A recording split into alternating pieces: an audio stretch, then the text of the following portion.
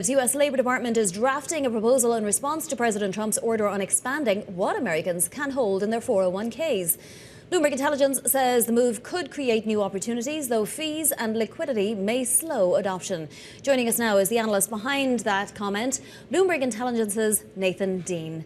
Nathan, thank you. Just based on the conversation we've just had and the idea that your money can be tied up for 9 years and then the public markets are not going to give you the liquidity event that you want, should that be a lesson going forward, that maybe 401ks should be, protected from this?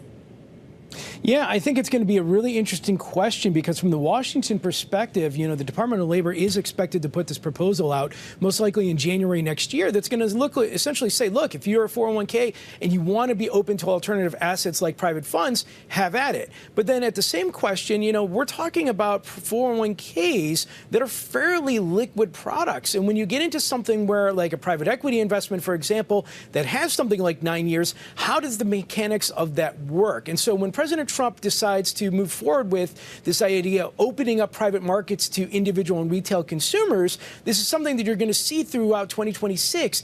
It's going to need time to cook for the industry to respond, to try and figure out that right scenario of how do you get that. Because even the fee structures themselves, these private equity funds, the fees are generally higher than what you would expect in a retail account.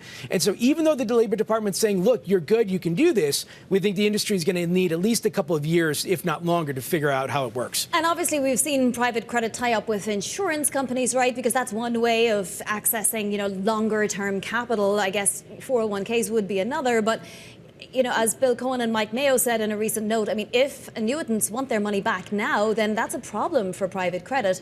Who's working on a solution, Nathan? I don't think really there's much of a solution from the Washington perspective. It's going to have to come from industry. So when you see this proposal come out next year, it's not going to be all that exciting from the Wall Street perspective. It's going to be changing definitions and doing things like safe harbors. It doesn't really get you excited if you're on the private equity side. So I think what's going to happen is that the industry is going to have to look at this proposal and they're going to have to come up with the strategy of, okay, the Trump administration is allowing us to tap into all of this, 401k money. We're talking about $13 billion writ large that's tied up with a lot of this right now. And so, how does that work? Nobody really has been talking about that. And so we anticipate that, this proposal will most likely be finalized in the mid-half of next year. It'll be effective. But then it's going to have to take a couple of years for the industry to figure this out because, I don't think anybody's really asking that question, or if they are, they haven't come to the right solution just yet. All right, so the middle of next year is the next deadline. And will there be any chance for the public to comment just briefly, Nathan?